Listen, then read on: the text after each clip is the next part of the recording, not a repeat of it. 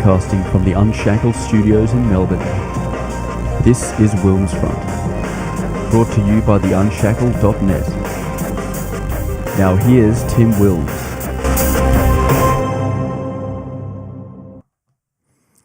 Hello everyone and welcome to this week's WilmsFront Snapshot news show, coming to you on this Monday, the 22nd of December 2025. We are live on the WilmsFront YouTube channel, the WilmsFront Rumble channel. It is 8:30 p.m. here in Melbourne, Victoria. Hello to everyone in the live chat. It's the final WilmsFront before Christmas, and of course I'll start with the continued political reckoning post the Bondi Massacre. This is WilmsFront, brought to you by the Unshackled.net.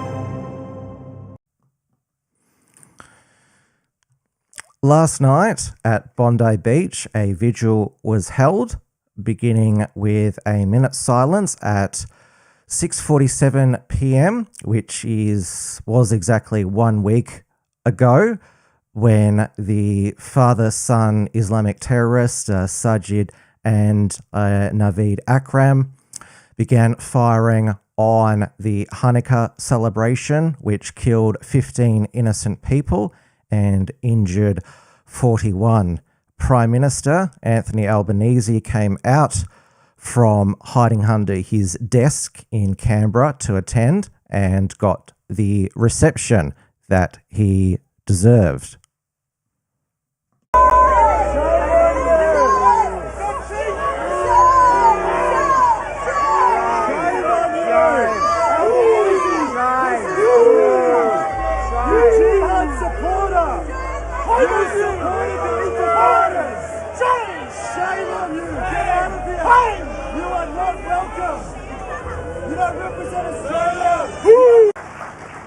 The Prime Minister of Australia, Anthony Albanese.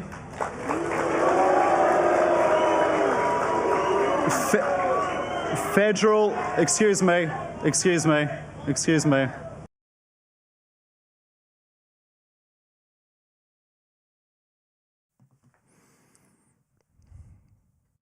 This is WilmsFront, brought to you by the Unshackled.net. Now, it's come to my attention that the Rumble stream has just died. So, luckily still on YouTube, which is the main thing. And now, they definitely weren't the crowd at Bondi Beach. There was 20,000 who attended the vigil. They definitely weren't saying, "Al boo, Al boo." Of course, this isn't the first time he's been booed in public. He got booed, when he was running for Prime Minister at the Blues Fest at Byron Bay, and he also got booed at the footy during the finals when he attended Hawthorn GWS. Now, of course, Albanese didn't dare speak at the vigil. He wasn't invited, and he hasn't been invited to any of the funerals of the 15 victims. Now, there was huge cheers for the New South Wales Labor Premier Chris Minns. He spoke, as did Liberal opposition leader Kelly Sloan. The only federal representative to speak was the Governor-General Sam Mostyn, who I couldn't believe started with a acknowledgement of the traditional owners, elders past and present. Really, there's a time and a place, and she shared King Charles's condolences to the victims of the Bondi Massacre. Now,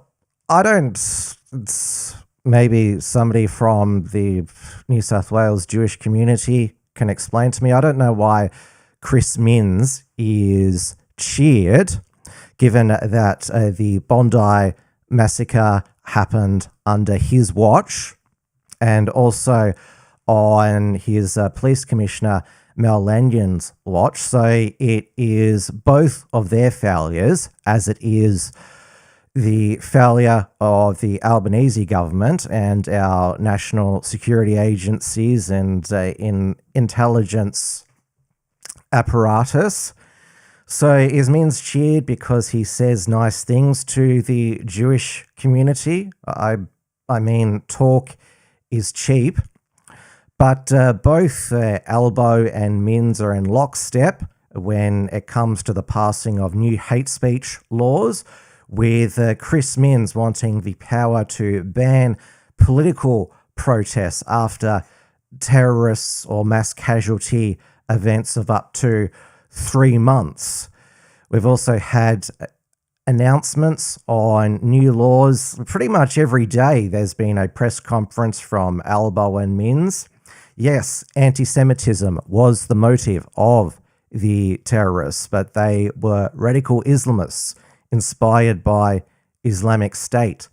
We have a local radical Islamic preacher in Western Sydney, Bankstown, Wasim Hadid, also known as Abu Osayed, who in 2019, the younger of the terrorists, the one that is still alive, Naveed Akram, who has now been discharged from hospital and is, we've been told, on his way to Goulburn Supermax. He was filmed in 2019 as part of Wasim Hadid's Islamic Al Medina Dawah Center, as part of his local street Dawah movement. Though we've had during press conferences and during media interviews, we've had Albo and his Deputy Prime Minister Richard Marles, who was there last night along with Home Affairs Minister Tony Burker. They have deflected questions from journalists about the threat of radical Islamist violence, which occurred at Bondi Beach last Sunday. Instead, they always mention the National Socialist Network, neo-Nazis that banned the Nazi salute symbols. We have the new Australian Federal Police Commissioner, Chrissy Barrett, who of course is getting on board with more laws to make more arrests under her national security investigations teams, which so far have only targeted neo-Nazis.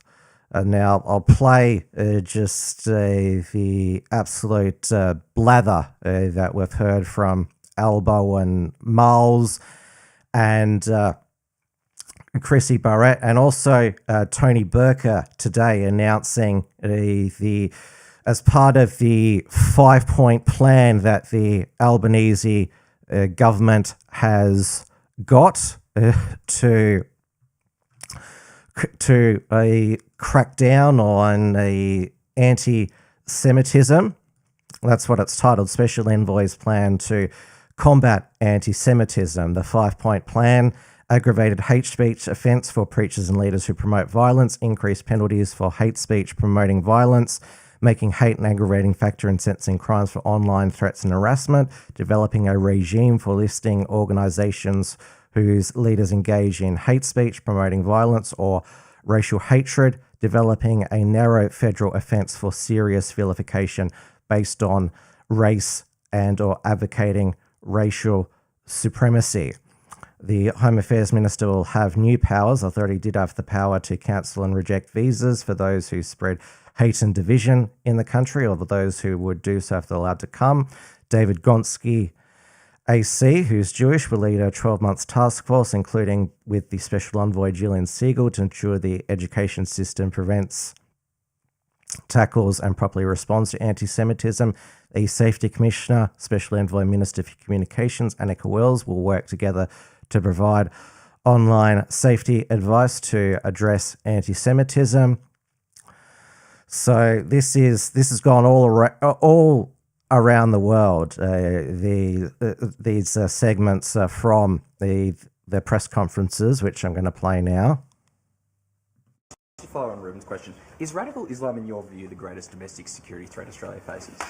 Well, the assessments are that that is one of the issues that we're dealing with. But I want to deal with all of the threats, whether it be extremist perversions of Islam leading to support for the ideology promoted by ISIS, whether it be also concerned about the issue of sovereign citizens killing police in Victoria and Queensland. I'm concerned about neo-Nazis thinking it's okay to march down our streets dressed in black, not worrying about their faces being covered, explicitly promoting that as well. Some of these things are not new. James Salim, National Action Person, tried to kill Eddie Fundi from the African National Congress when I was a student. I was a candidate against that reprehensible fascist at Sydney University in 1983. This has been around a long period of time. There are issues have escalated, and we need to take action against all of them. Do you feel like there needs to be, and should there be, a greater emphasis on hate speech from Muslim clerics in the western part of Sydney? I think, as I said earlier, what we've done is criminalise more forms of hate speech. To follow on Ruben's question, is radical Islam, in your view, the greatest domestic security threat Australia faces? Well, the assessments are that that is one of the issues that we're dealing with. But I want to deal with all of the threats, whether it be extremist perversions of Islam leading to support for the ideology promoted by ISIS, whether it be also concerned about the issue of sovereign citizens killing police in Victoria and Queensland. To follow on Ruben's question, is radical Islam, in your view, the greatest domestic security threat Australia faces? Well, the assessments are that that is one of the issues that we're dealing with. But I want to deal with all of the threats, whether it be extremist perversions of Islam leading to support for the ideology promoted by ISIS, whether it be also concerned about the issue of sovereign citizens killing police in Victoria and Queensland. I'm concerned about neo-Nazis thinking it's okay to march down our streets dressed in black, not worrying about their faces being covered, explicitly promoting that as well. Some of these things are not new. James Salim, National Action Person, tried to kill Eddie Fundi from the African National Congress when I was a student. I was a candidate against that reprehensible fascist at Sydney University in 1983. This has been around a long period of time. There are issues have escalated, and we need to take action against all of them. Do you feel like there needs to be, and should there be, a greater emphasis on hate speech from Muslim clerics in the western part of Sydney? I think, as I said earlier, what we've done is criminalise more forms of hate speech, and we criminalise the Nazi salute. Obviously, that's in its own context, but we need to be looking at all of this, and it is really important that we have. So should there be a greater emphasis on this hate speech from Muslim clerics then? Well, I don't want to. We will go through all of this. I emphasise that we have done more in terms of criminalising hate speech than we have seen from any other government. But we need to look at all of this, and we need to make sure that we've got the right laws in place, and that we are doing everything we can to keep safe the vibrant multicultural society that we have. Essentially, the National Security Investigations teams are a flying squad of hate disruptors who focus on high harm, high impact, politically motivated violence, communal violence, and hate crimes that don't meet the threshold for terrorism investigations, but that we know drive fear and division. This is all about stopping hate and division earlier and well before it leads to violence. So far, this crack squad has charged 14 individuals across 13 investigations, and of those, 4 individuals across 4 operations were charged for offences relating to anti-Semitism. The teams were responsible for a recent week-long national blitz on the distribution and display of prohibited symbols, and for charging a passenger who only this week allegedly threatened violence toward a member of the Jewish community on a flight from Bali to Sydney. The announcement today to boost the numbers of our hate disruptors, as well as planned changes to lower the threshold for hate speech, will make it easier for the AFP to take action quicker. It could be the difference between us just knocking on a door to warn an individual to an individual being placed in handcuffs. And finally, on listing prohibited hate organisations. I've spoken before about my disgust for a very long time at organisations like Hizb ut-Tahrir and the National Socialist Network, otherwise known as the neo-Nazis. These organisations, for a long time, have been able to take hate right to the threshold without using the words violence and escape any further terrorist listing. We will be establishing a new form of listing for those who do not meet the terrorist organisations, of being able to prescribe organisations. I'm asking my department, as the drafting is done, to check it against previous behaviour of Hizb ut-Tahrir and the National Socialist Network. Their behaviour needs to be unacceptable. Their behaviour needs to be unlawful. Their behaviour needs to be enough that we can prescribe the organisation and prohibit their activity in Australia. The National Socialist Network, they're definitely going to be collateral in this crackdown on anti-Semitism, these new hate speech laws, which, of course, never let a crisis go to waste. And this is who the Albanese government was fixated on before the Bondi Massacre, and also the law enforcement and intelligence agencies were. I mean, Chrissy Barrett, the AFP commissioner, it seems that Albanese only appointed her recently because she's a woman. She doesn't speak doesn't inspire anyone with confidence. I mean, the recent New South Wales Police Commissioner, who was a woman, Karen Webb, at least she had what you'd call a butch female voice. Chrissy Barrett, she just sounds like she's really nervous. She's reading from notes. Of course, Albanese appointed a female Governor General in Sam Mostyn, and also a female Reserve Bank governor in Michelle Bullock. Chrissy Barrett should resign. So should ASIO Director General Mike Burgess. I saw that he allowed himself to be a government stooge in Albanese and Tony Burke's photo op. Now, obviously, there's that petition demanding Anthony Albanese's resignation. That is not going to happen, but certainly Tony Burke should be removed from the Home Affairs portfolio, given that he puts votes in his Western Sydney electorate of Watson, which takes in Bankstown and Lakemba, and he is putting votes above national security. Now, I'll tell you what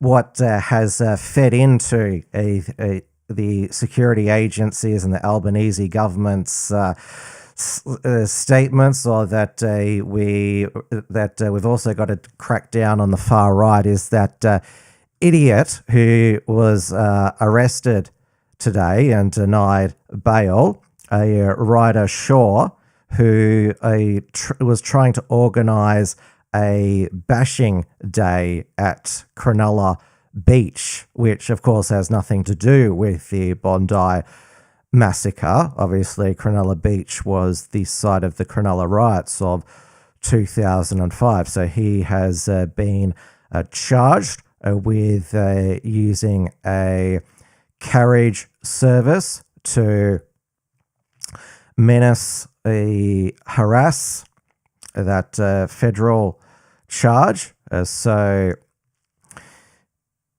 he, like Joel Davis, who was also denied bail when he encouraged his online followers on Telegram to rhetorically rape the member for Wentworth, Allegra Spender, for opposing the NSN White Australia rally outside New South Wales Parliament House. So Joel Davis tomorrow, I would say he is, well, maybe in a before a Bondi Massacre world, he would be granted bail before Christmas, but the federal authorities will say that to maintain social cohesion, Joel Davis must remain locked up indefinitely. Now, today we had Victorian Premier Jacinta Allen announce her government's 5-step plan to combat anti-Semitism and to keep people safe, which it's almost a carbon copy of Chris Minns's New South Wales hate speech and restrictions on protests, though even though Jacinta Allen earlier this year expanded Victoria's anti-vilification laws to more attributes with increased jail terms of up to 5 years.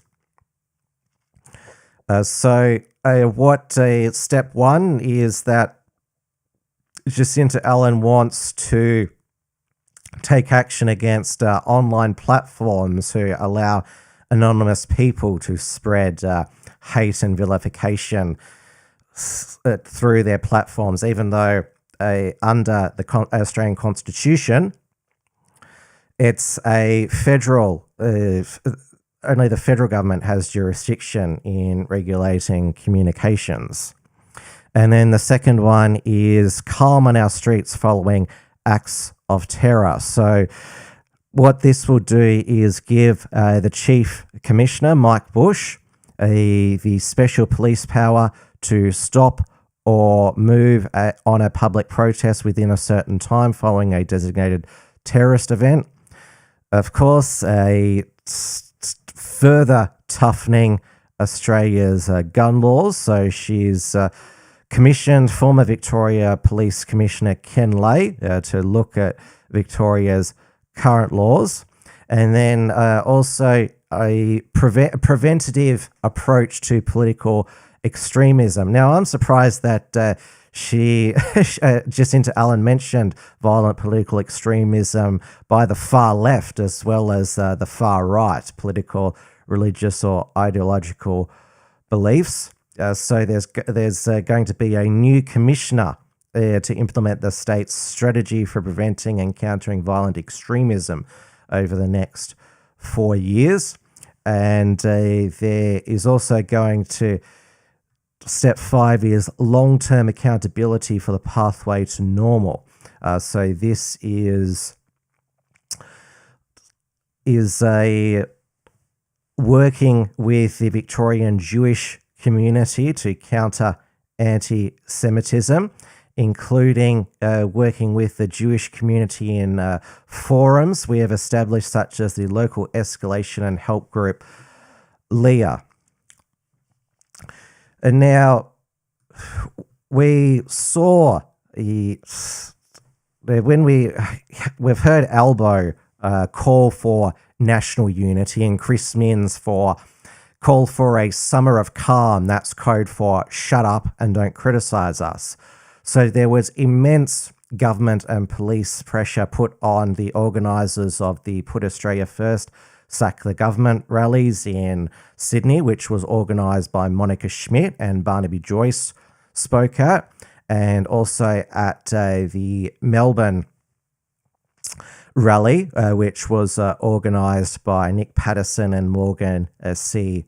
Jonas. It was live streamed by Avi Yemeni and Arn Nguyen. Arn Nguyen was my guest on Friday night. David Limbrick was, I think, the only elected representative who spoke from the Libertarian Party. So there was immense pressure on them to cancel those rallies because the laws haven't been passed yet. Chris Minns has already recalled the New South Wales Parliament. They're sitting as we speak. And pro-Palestine protesters have also gathered today in Sydney and Melbourne to protest these new laws.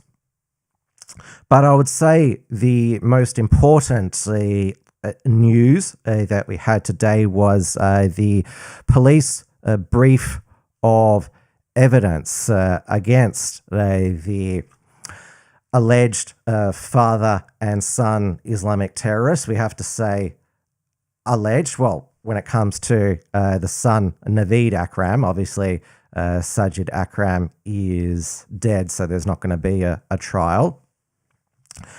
So the timeline, and this, it's just details the authorities' own intelligence failures. So they rented a Airbnb in Campsie for December. Maybe we should ban Airbnb since they've now been used by terrorists. In late October, they practiced shotguns at a bush property. And they also recorded a video message in a room reciting a passage from the Quran and speaking in English about their motives to the Bondi attack and condemning Zionists. Now, we're never going to see their video manifesto and I can guarantee it will be illegal to possess it, just like it was illegal to possess the Christchurch killers, the manifesto, The Great Replacement, Brenton Tarrant. Now, early November, that's when they went to the Philippines for a month and stayed in the GV Hotel for 4 weeks in Davao City.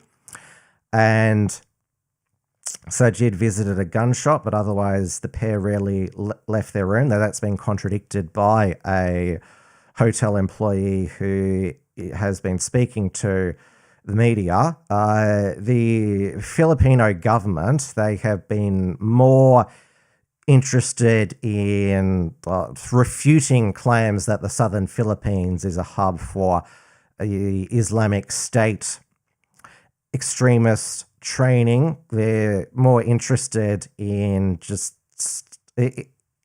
preserving their national image than they are in helping us, which is pretty piss poor by a supposed ally of ours.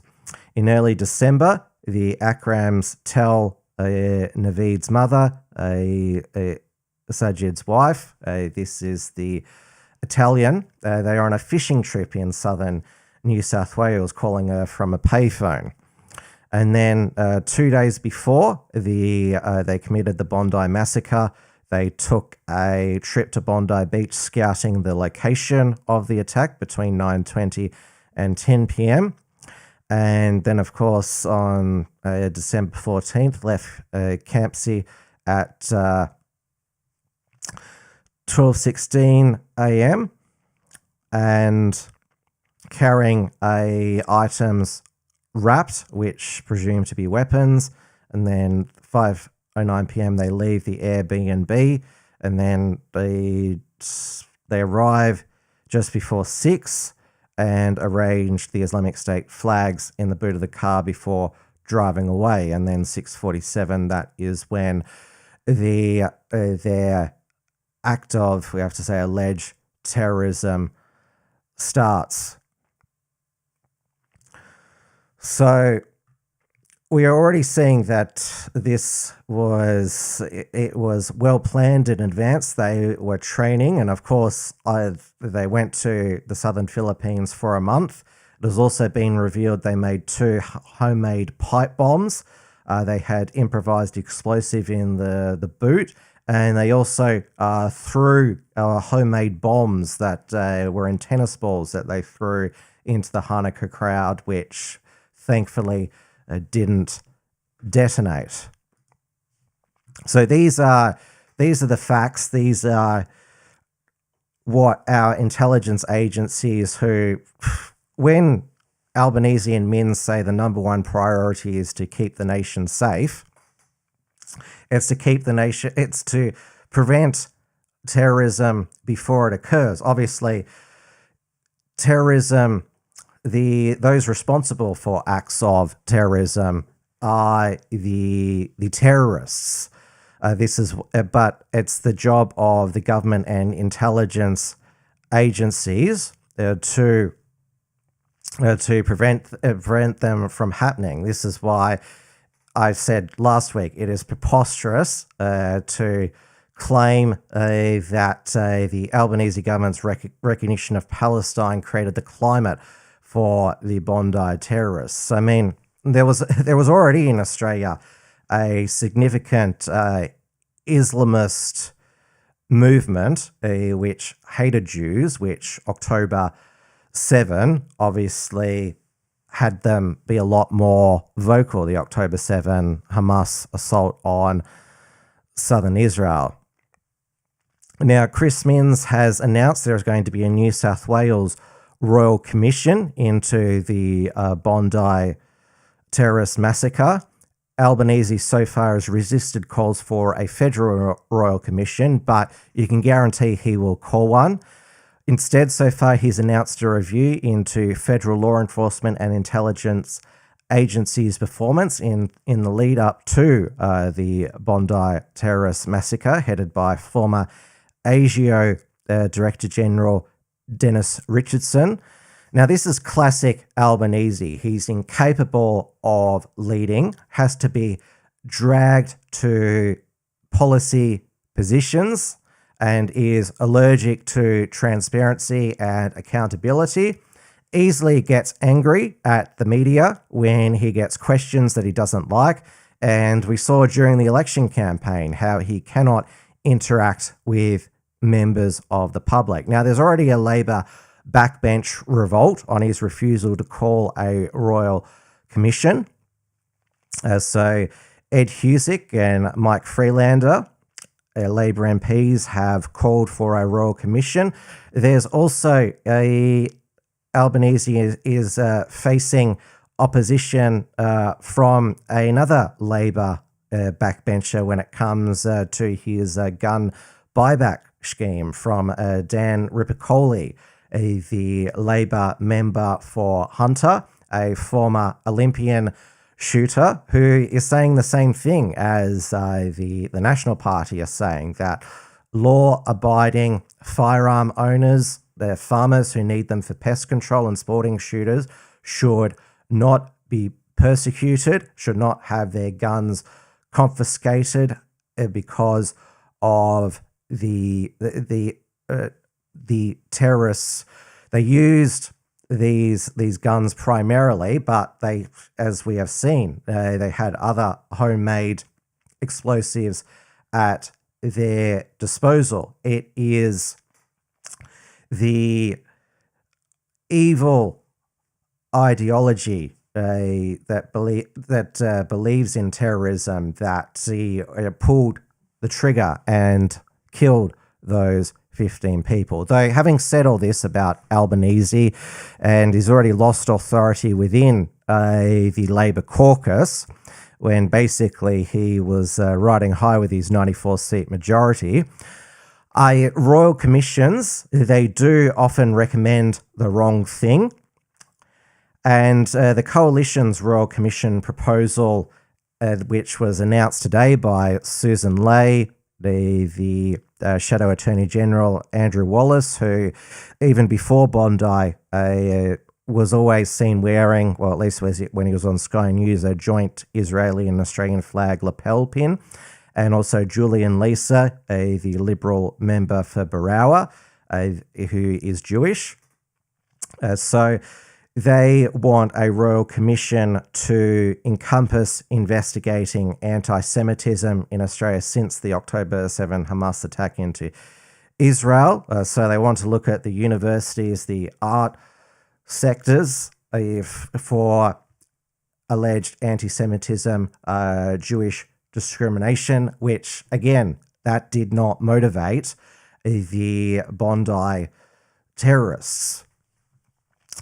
So, but of course, this is part of their political strategy to link the Albanese government's conduct since October 7 to creating the climate for the Bondi terrorists. I mean, they weren't even inspired by Hamas. They were inspired by Islamic State. But if there is going to be a Federal Royal Commission, it should examine further how our intelligence and security agencies failed us and how the father, Sajid Akram, was able to manipulate our visa and immigration system ever since he arrived here on a student visa in 1998. So it is 30 years of failed immigration and visa policy.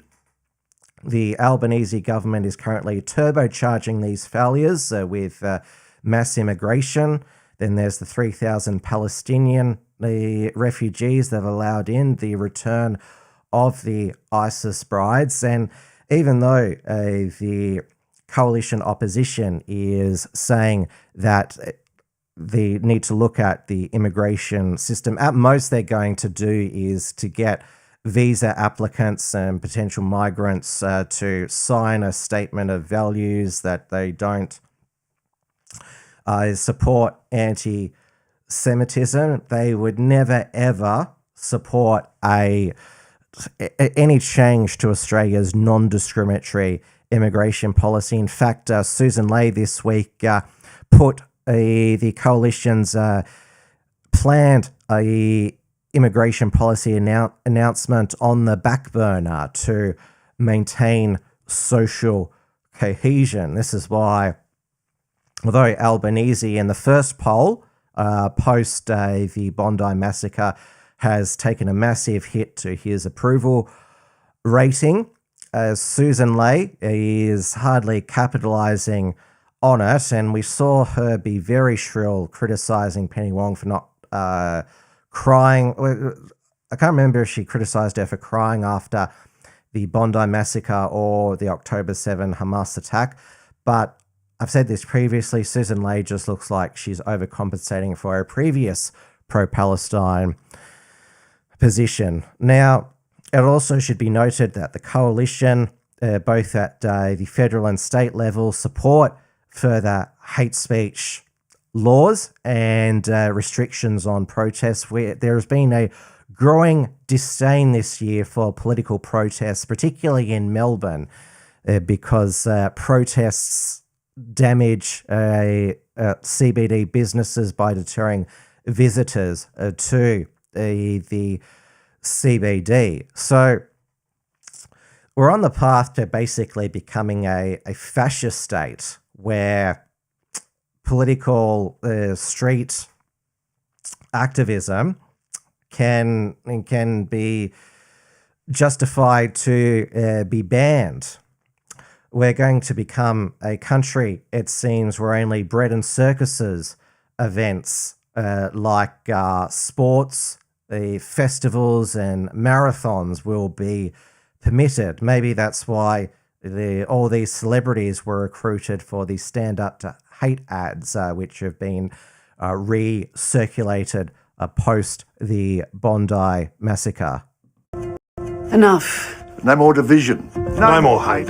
No more racism. No more anti-Semitism. No more Islamophobia. This country is built on diversity, on fairness, on respect. Everyone is equal. Everyone deserves to feel safe. Hate is where it starts. Here is where it stops. It's time to stand up to hate. I thought Mary was his girlfriend, but apparently it was the mother. Yeah. And the mother the mother lied, obviously, and told everyone, no, I got pregnant by a magical ghost. Bullshit. Someone chock-a-blocked her behind the camel shed. Well, it's never happened since, has it? No, The not Immaculate once. Conception, that has never happened. Now, I don't mean to cast it, but if you believe what you believe in, but like think. Probably full of shit, right? You have to question it. If you showed up here with Yes, a big belly yep. and said, "Oh, I got impregnated by a giant man in sandals," I would say bullshit. That's your opinion. You might believe everything that's written down 2,000 years ago to be absolutely accurate. And good on you, you're dumb. That's all I'm saying. Dumb as dog shit. But anyway, well, it's true. But if they're your beliefs, That's right. If they're your beliefs, good on We you. respect. Now, I thought I would add at the end there of that ad Carl Sandilands from 2019 when he said on Kiss FM that if you believe the story of the Virgin Mary and the Immaculate Conception, you're as dumb as dog shit. And now, I remember at the time a angry mob of Muslims turned up outside Kiss FM demanding that Kyle be sacked, that they speak to Kyle because Jesus is a prophet in Islam, though they don't believe that he is the son of God like Christians do. Now, I support Kyle Sandilands' right to say that if you believe the story of the Virgin Mary, you're as dumb as dog shit. But don't go in. He shouldn't be he shouldn't volunteer, nor should the producers of that ad think it's a good idea to put Kyle Sandilands in an ad telling the rest of us no more hate, given his own record. I mean, again, like it is the height of hypocrisy there. All right, that concludes the latest news from in the aftermath of the Bondi Massacre. Now it's time to focus on some other news.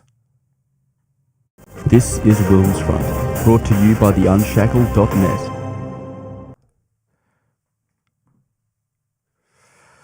So, violent Victoria still continues. There was a police operation, blitz, in the city of Hume, which is takes in broad meadows, where there have been lots of machete attacks.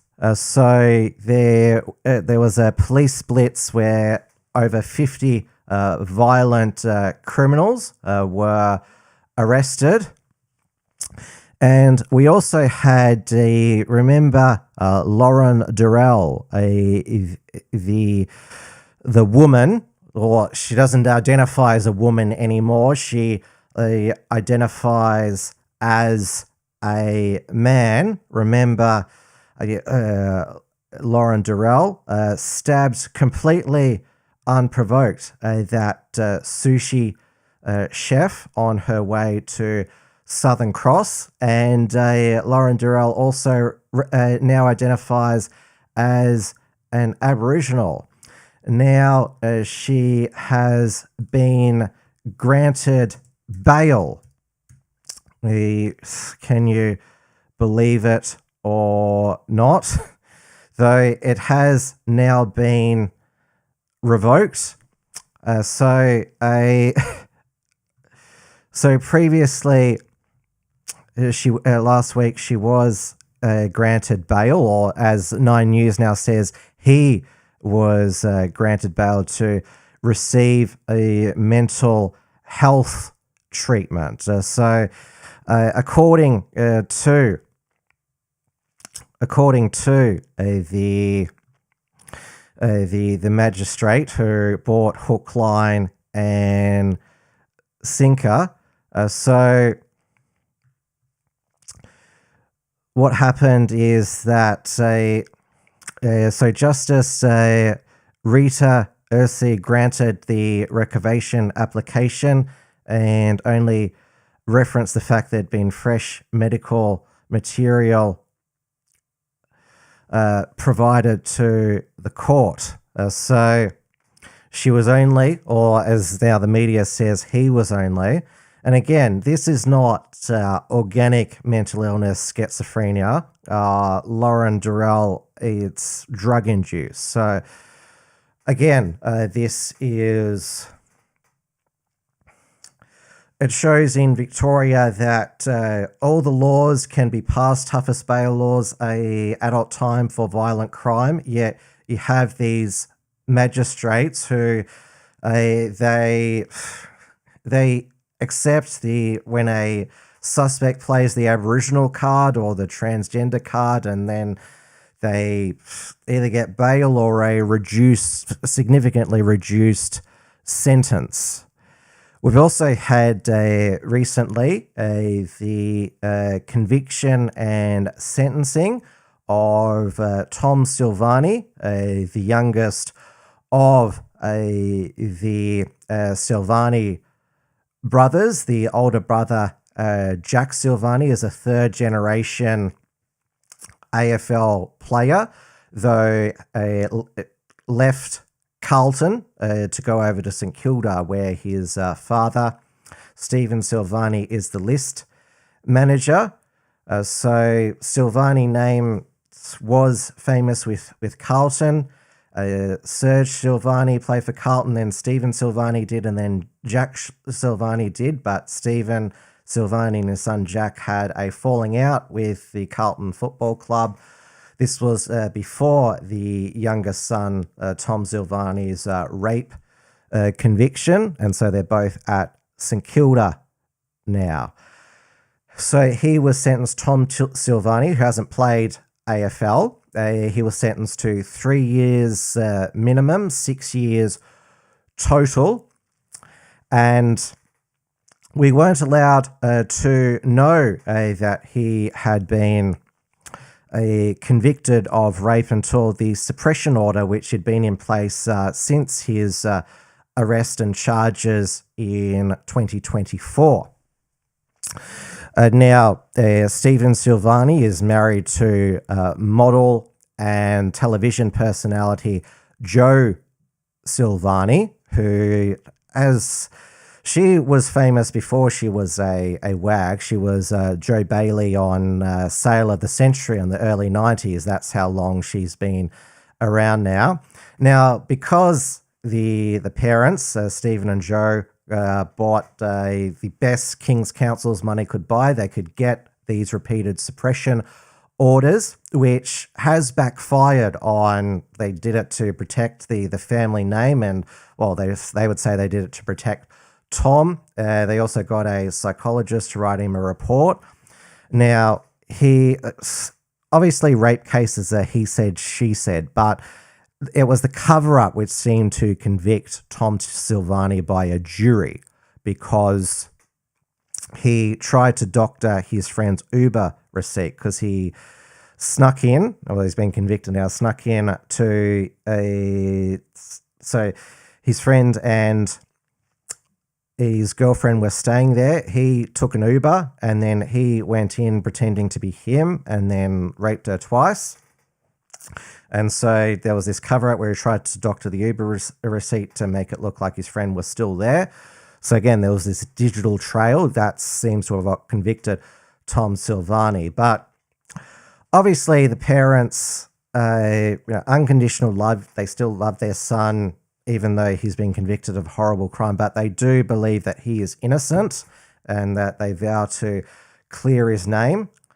So the fact that they are in denial, and the fact that they had this suppression order for so long is that's certainly backfired, the suppression order. So this is why Jo Silvani has been quietly dropped from her Chemist Warehouse infomercials. I saw a Chemist Warehouse infomercial the other day on the TV, and it wasn't with Jo Silvani, and certainly it wasn't a good look of her pushing away Georgie Dickinson, Sky News reporter, when they were leaving court. I mean, yes, like the media are vultures, but they're wanting to get comments because they've been suppressed from reporting this for 2 years. And given that Joe Silvani, nee Bailey, has been in the media for 35 years, she should know about media management, and pushing a reporter is a terrible look. This is WilmsFront, brought to you by the Unshackled.net.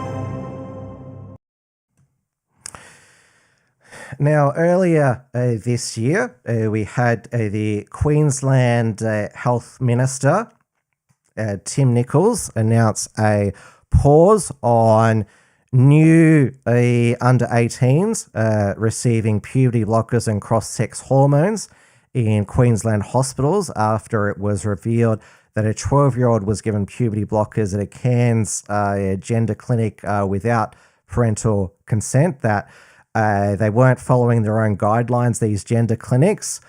So now a report has been delivered by former Victorian Chief Psychiatrist Ruth Vine, which it states as the Cass review.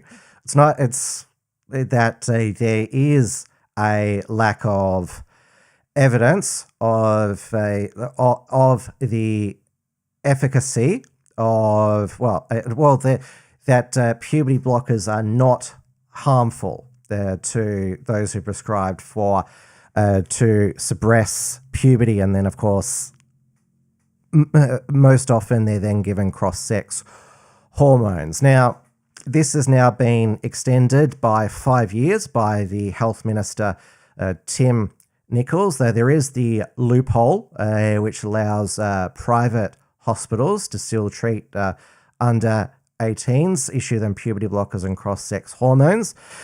And the Northern Territory Health Minister of the country Liberal Party, Steve Edgington, he has followed Tim Nicholls' his direction, which that has banned puberty blockers and gender-affirming hormones for under 18s in territory hospitals, stating children would be safe from ideologically driven practices. It does seem like there is this also loophole in the Northern Territory.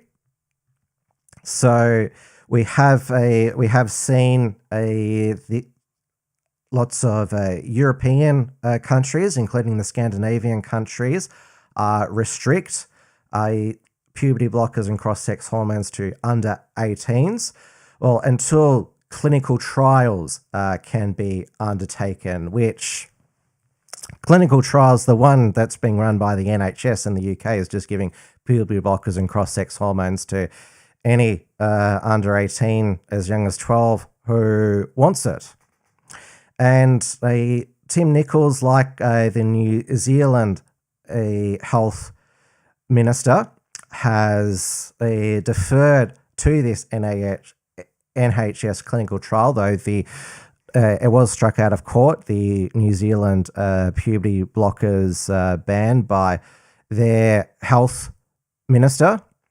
So apparently the court said that it should be subject to judicial review, so they get to basically make up something. So a lot is, obviously it's quite immoral to do clinical experiments on children, particularly puberty blockers, which there is a lot of evidence that it affects bone density, and of course cross-sex hormones make them permanently infertile, or certainly when it comes to a boys taking estrogen. So the fact that they're deferring to this NHS medical experimentation on children, I mean, what if it becomes basically a stitch up? This NHS clinical trial is then these Queensland, the Northern Territory, New Zealand, what are they going to say then? It's putting a lot of faith in a foreign jurisdiction rather than making decisions for the children of the Northern Territory, Queensland, and New Zealand, respectively. This is WilmsFront, brought to you by the Unshackled.net.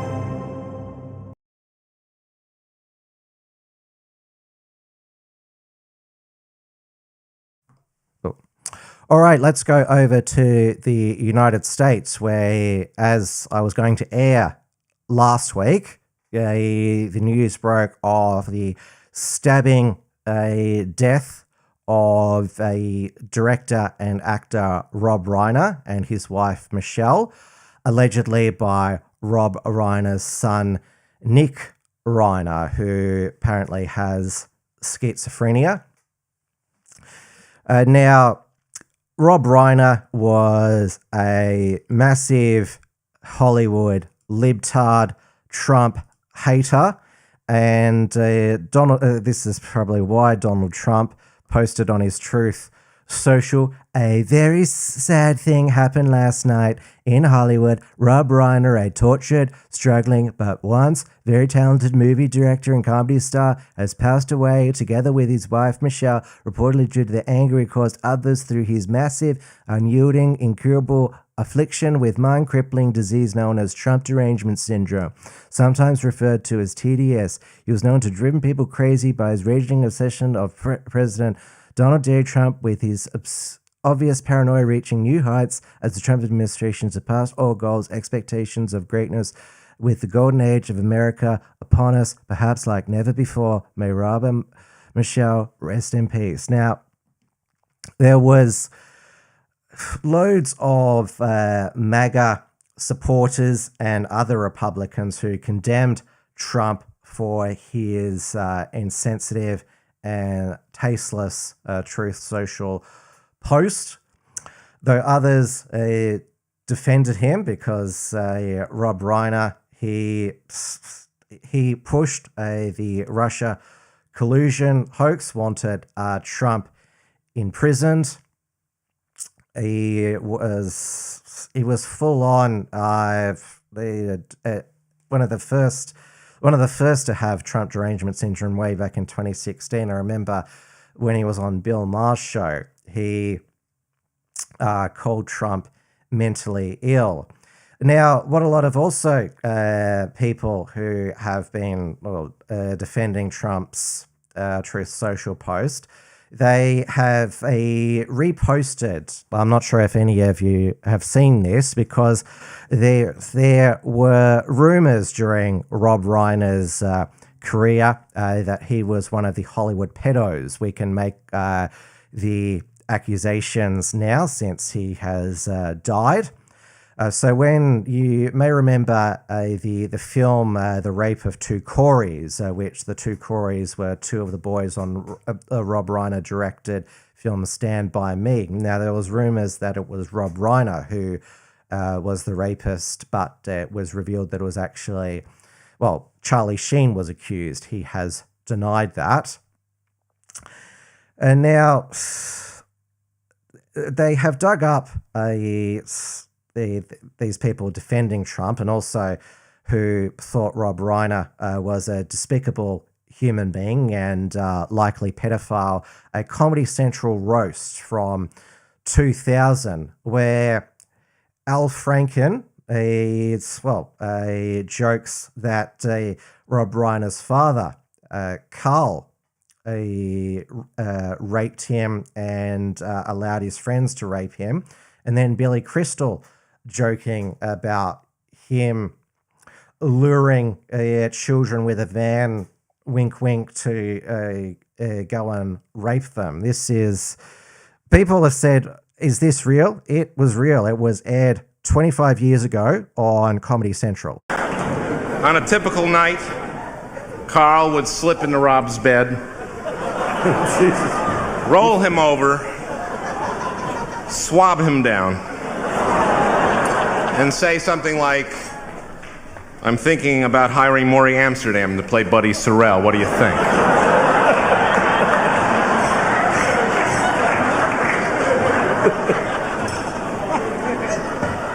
Well, the success of the Dick Van Dyke Show changed things dramatically.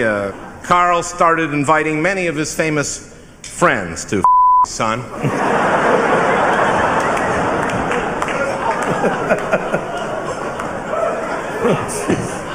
And that list includes some of the greats in comedy.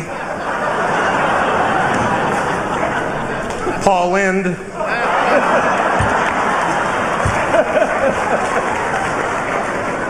Dom DeLuise, Rip Taylor, Danny Kaye, Charles Nelson Riley, and Rock Hudson, whom I frankly don't think was that funny.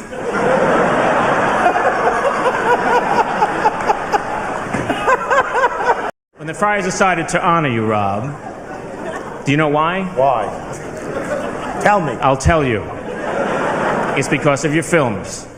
Films that make you think. They make you think, what the hell am I doing here?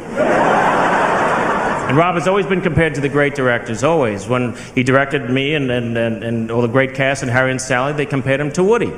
When he did Misery, they compared it to Brian De Palma and Alfred Hitchcock. And when he began working closely with children, they compared him to Woody. But what I respect most about Rob is his deep, almost suspicious love for kids, and he freely gives them his time, his money, whatever it takes to get them into the van. But you know, revenge. Stu works for kids. Now, how is that funny? Joking about, well, Rob Reiner both being a victim of pedophilia and also being a pedophile himself. Unless it's, of course, it's one of these Hollywood,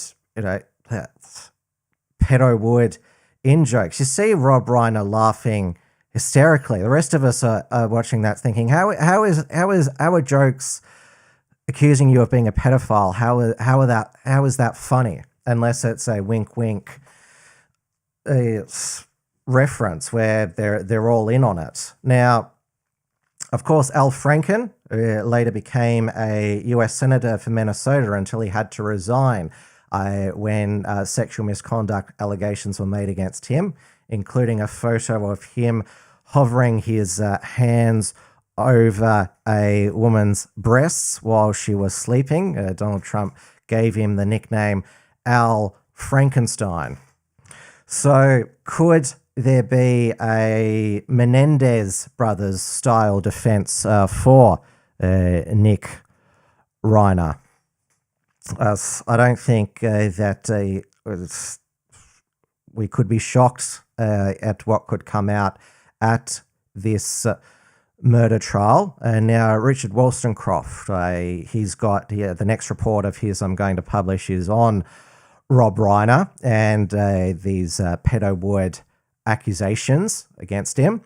I published Richard's report on the Bondi Massacre last night, which you can view on the Unshackled's YouTube channel or the report from Tiger Mountain YouTube or Facebook page.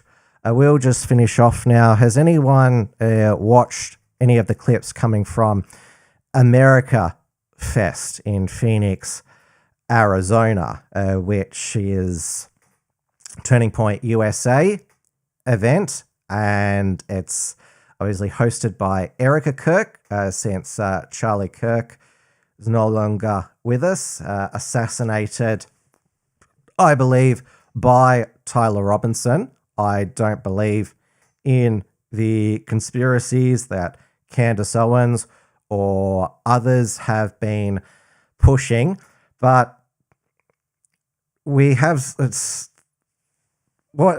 not just what Candace's alternate theories. There was that 4-hour meeting between Candace and Erica. That's just one aspect of the MAGA civil war that has erupted after Charlie Kirk's assassination. Of course, the civil war at Amfest, the Battle of Amfest, if you want to call it that, was lit by Ben Shapiro, who was the opening night speaker. Well, he did give, Daily Wire did give $1 million to Turning Point USA. And he attacked Candace Owens, Tucker Carlson for interviewing Nick Fuentes, called Megyn Kelly a coward for not condemning Tucker Carlson or Candace Owens. And Megyn Kelly responded by saying, I don't think we're friends anymore. Steve Bannon called Ben Shapiro a cancer. Maybe Steve Bannon was trying to deflect from the fact that in the latest Epstein photo release, he is photographed in an office meeting with Jeffrey Epstein. Tucker's speech was... It didn't mention Ben by name, but it was interesting that he criticized Islamophobia, which feeds perceptions that he is in the pocket of the Qataris. What's it? Qatari Carlson is what a lot of the Zionist conservatives like Laura Loomer call him. The only one who's really got, I think, a level head in all of this is Matt Walsh. I mean, he is the voice of reason. He says we should focus on our united enemy, the violent far left who are murdering babies, mutilating children. So, Matt Walsh has been consistently America first. He doesn't focus on any foreign conflict. Though people did say, why did you comment on Australia when Australia's in the aftermath of the Bondi Massacre when you say you're America first?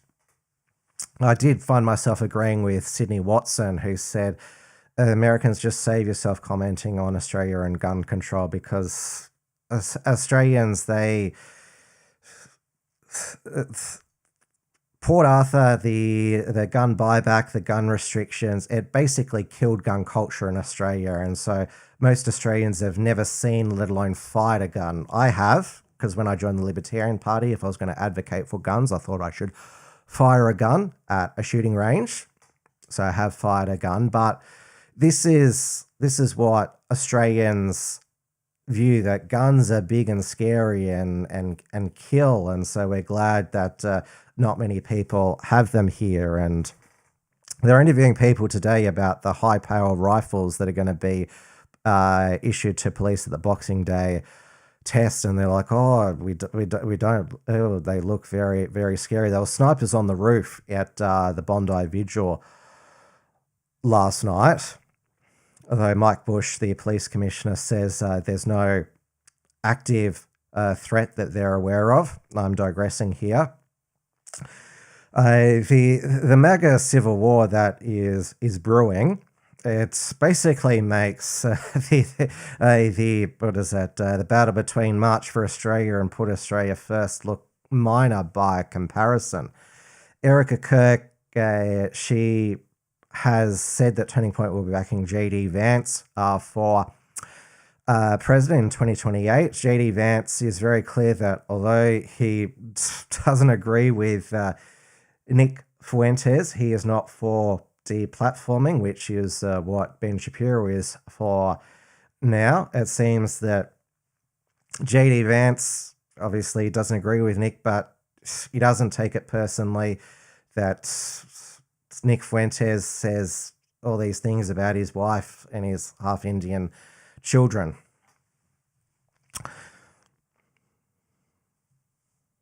This is WilmsFront, brought to you by the Unshackled.net. All right, that brings us to the end of WilmsFront Snapshot news program for the week. Now, Thursday is Christmas Day. I hope that you all have a merry and safe Christmas. I hope that there is no more violence over this holiday period and into the summer, if there is, it'll be horrific. And of course, there'll even be more draconian law proposals against us as well. Everybody has lost post the Bondi Massacre, no more so than the victims who lost their lives, and their grieving families who lost their loved ones. So please have a Merry Christmas, safe travels, particularly on the roads as well. There seems to be, despite Christmas being supposedly about joy, there's a lot of road rage, and also at the shopping centres as well. Some people just get really angry in the lead up to Christmas, and so just soak up and enjoy the you'd call it just the coming together, reconnecting with family and friends for Christmas. I'll still be back next Monday. I'm not taking a break, so I'll see you all then on Monday evening for another WilmsFront Snapshot news program. So have a Merry Christmas, and please stay safe out there. Thanks for tuning in to WilmsFront. Visit timwilms.com to view the archive of episodes, and keep visiting the Unshackled.net to view all our shows, and to keep up with the latest real news and analysis.